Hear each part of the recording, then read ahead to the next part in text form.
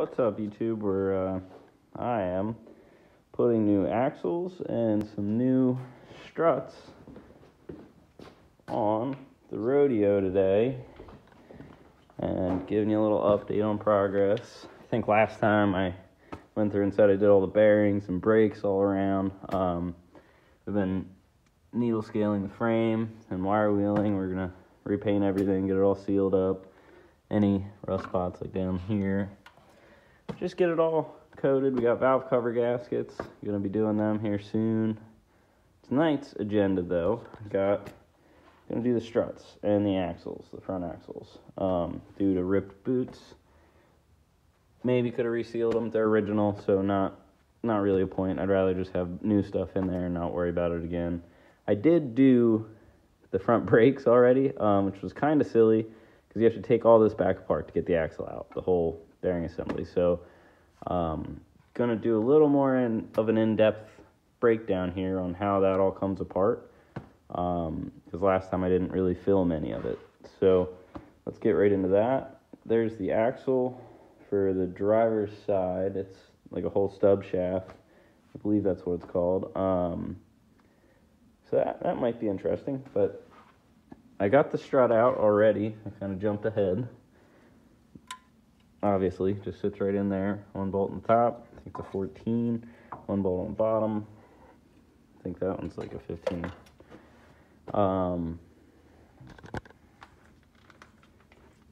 17 actually on the bottom. Way off. But let's get this thing ripped apart. I don't think I'm going to film the whole thing, because I only have one hand. And I'm going to be jumbling around with tools. I don't want to shake around that much. So I'll check back after I get this cover and the hub cover's off. And hub bolts, I'll take the caliper off. And then I'll check back and kind of show you what I did. Okay, so I got a little carried away. I went ahead and pulled the rotor caliper and bracket. And I started getting the upper ball joint loose to get this axle through the hub. So let me break it down for you. Pretty much you'll have this rotor right here. It'll be obviously through this shaft, but you'll get inside and you got this little locker here that just slides on. Behind that, actually, pop that back off for a second. You got this guy, which obviously I'm going to clean all this before I put it back on. But these are recessed little holes, and I'll slide that on first. This actually threads on. You can see there's threads there. That'll thread on. This piece goes on top of that, and it locks in. There's actually ridges, so like alignment ridges in there. I'm not going to thread that on because I don't feel like getting it back off. And then this goes on top of another piece here, slides in. It's got like teeth, and it has to line up. There's another ridge right here that has to line up on each side. They pretty much line up in these. There's an opening right there that slides over top, and that all would be under this cover that we took off first. So I'll pop that stuff back off real quick. Don't drop it completely in the mud, though my rag down there is not super clean, but that's okay. I'm going to take it all to work and parts wash it and re-grease all the bearings. But there is the first thing: when you take the outer piece off, you'll have this O-ring that locks in this little groove right here. You got to take that O-ring off. There is a washer inside as well that needs to be centered before it'll let you pull it all off.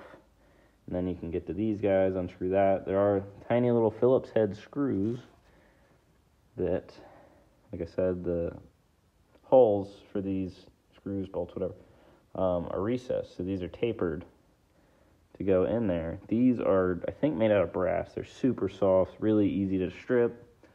I recommend like an impact screwdriver, or just get a really nice fitting Phillips and go for it. Some of them I ended up drilling with a reverse drill bit to get out, and I just, luckily our local hardware store had them, and I could replace them the next day when I first took this apart. So now I'm going to pop off my upper ball joint here I took the nut off, which it is sitting over here. And there's a cotter key for that. Don't know where I put it right now. It's somewhere in my mess. It's obviously the lower strut bolt. Then we got the bolts for the brake caliper mounting bracket. But you smack right here pretty much with a hammer, and the ball joint hopefully will come out without too much of a hassle. I'm going to do that, and I'm hoping also that I can get away with just taking the ball joint loose and pulling this out to get the axle out, but I might end up having to take off this outer tie rod, which would be another cotter key, another bolt, castle nut, and pretty much smack right there, same thing with a hammer, and it should drop out. So I'm going to go for that. I'm not going to be able to swing a hammer and hold the camera, so I'm going to get on that real quick, and I will check back after I have this axle loose. So, went ahead and got our tie rod off. I got the upper ball joint off. The lower's being a pain in the ass, but probably should have broke it loose before I took all this apart. So I could have put some weight up on this hub. I still could. But I'm going to cap it off there for tonight and maybe bring my ball joint in for my air hammer home. Get that off tomorrow because I can't squeeze this out. And I was trying to get it out on that side to see if maybe I could squeeze it out that way first and then get this side out of the axle, but having trouble getting it broke loose. So I just want to, I looked at the new axle and it looks like it's just gonna pop out of there. Like these ridges probably have locking rings, but I want to go ahead and verify, make sure I'm not supposed to take something else apart. Don't know if you gotta take the diff apart, maybe. I doubt it. I very much doubt it. It should just pop out of there. If it's like any other Honda I've ever had, which, yeah, Isuzu Rodeo, it's a Honda V6. So I'm going to cap it there for tonight because I want to bring all this stuff to work anyway and clean it all up. And then while I have all this off, we're going to needle scale and probably paint and really clean it all up a lot. So I'm not in a huge rush anyway, and I think my brother's going to come up tomorrow, so I'll have an extra hand, too, to keep weight on stuff while I'm smacking the hammer around. If I really needed to, I could keep going. I'm sure I could get it, but I'm trying not to ruin the ball joint, because it's still a good ball joint. There's no play. It's still tight. So there's no real reason to mess up that boot yet if I don't have to. And why rush through if you didn't do the research yet, because it's just going to break something, and it's going to be a whole nother problem. So touch back with you tomorrow when I get back to this. So here we are. I have it out, and I videoed up till I think I still had the hub on, but I had to get that lower ball joint off, which was actually a mother on this, but that's okay. Most lower ball joints aren't happy to come out. But you can see the diff is right there. You have to drop the diff down. So there's two bolts. I'll show you over here. Right here and right here. And this ball bolts directly to the side of your differential. And it's actually what holds the differential up, other than that brace right there. So that brace comes out. There's just two bolts on each side. So 4 bolts. Comes out, and then you got to take these guys out. I have a jack supporting the diff, so it didn't just drop out of the car. Not that it could. There's a drive shaft attached to it and stuff, but still. So you end up doing that. I pulled this off thinking that it would help. Didn't really do much, but I'm sure it's going to have to come off for this to pop out of here. I didn't get this bracket off yet of the old axle. I'm going to figure that out in just a minute. I don't think it'll be too bad. I think you just remove this lock ring and it slides off. And then you can put the new axle in and install it all. But it turns into quite a job, because even with this side completely loose, you can't get that arm out, that bracket out. So I had to lower the other side down too, to get that to squeeze out of there. And I had to take this bushing loose so I could spin it, or bump stop, whatever you want to call it. I had to take the steering bracket loose over here. And I have a new one of those because it had play. Let me throw it on the ground real quick. So that's going to go in there like that.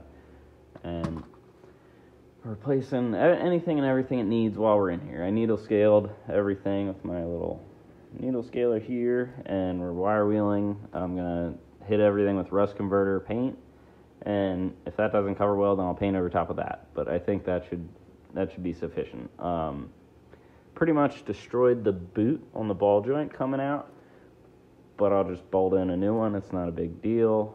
And I'll show you on the other side what we're looking at. Oops. I still have this side together. I'm doing this axle too. It just has the really long stub shaft that runs all the way through the diff. You can see, to get this guy even out of there, again, it's got the long nose on it, so you can't get, probably by taking the upper ball joint off and leaning it down, usually you can get them out. Not going to work. But I ended up, there's a bolt right up here. It is a 22. I took that out, and then I took back here, there's another one up in there. I don't have a light right now, so I'm not going to show you that currently, but when I get to this side, I will do a little better job of videoing everything. But I had to lower this side down to lower the whole diff down to get that out, which I wasn't exactly expecting to replace CV axles. Typically, this is a small job. I've never worked on a 95 Isuzu Rodeo, so learning curve, but we're figuring it out. I will check back when everything is cleaned up. I'm going to paint it while it's apart and get the rest of the wire wheeling done, and then I'll put it all back together once I have that piece in there too, because I don't want any play when I send it for inspection. I want it to just go right through. So I'm doing anything I can to ensure that happens. But I will check back once I get that all back together and cleaned up.